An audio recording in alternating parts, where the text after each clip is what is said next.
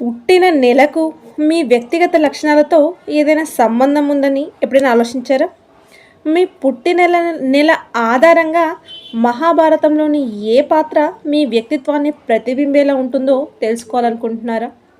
మహాభారతంలో శ్రీకృష్ణుడు, అర్జునుడు, కర్ణుడు, దుర్యోధనుడు, ద్రోణాచార్య, భీష్ముడు, అశ్వత్థామ వంటి మహామహుల పాత్రలు ఉన్నాయి.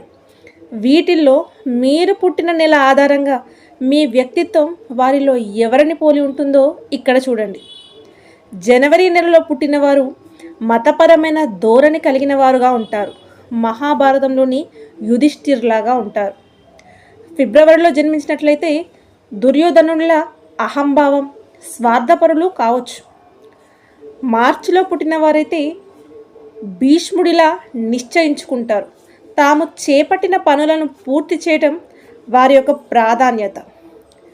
మరి మీరు ఏప్రిల్ నెలలో పుట్టిన వారైతే ఈ మాసంలో పుట్టినవారు సహదేవుల దూరదృష్టి, తెలివైన వారుగా ఉంటారు. మీరు మే నెలలో పుట్టిన వారైతే అశ్వత్థామ వంటి శక్తివంతులు. కానీ కొన్నిసార్లు వీరు తమ శక్తిని దుర్వినియోగం చేసుకుంటారు. మీరు జూన్ మాసంలో పుట్టిన వారైతే బలరాముడిలా కోపంగా, స్ట్రాంగ్గా ఉంటారు. మీరు జూలై నెలలో పుట్టిన వారైతే జ్ఞానవంతులుగా ఉంటారు. ద్రోణాచార్యుల వంటి గురువుల పాత్రను పోషిస్తారు. మీరు ఆగస్టు నెలలో పుట్టిన వారైతే అర్జునుడిలా ప్రతిష్టాత్మకంగా, మొండిగా ఉంటారు. మీరు సెప్టెంబర్ మాసంలో పుట్టిన వారైతే సమస్యలకు పరిష్కారాలను కనుగొనడంలో మీరు ప్రవీణులు. మీరు అక్టోబర్ మాసంలో పుట్టిన వారైతే భీముడిలా బలవంతులు, నిర్భయులు, చాలా ధైర్యంగా ఉంటారు.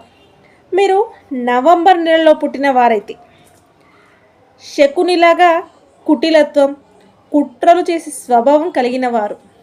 మీరు డిసెంబర్లో పుట్టినవారా అయితే పరోపకారి కర్ణుడిలా ఉదారంగా ఇతరులకు సహాయపడతారు. మీరు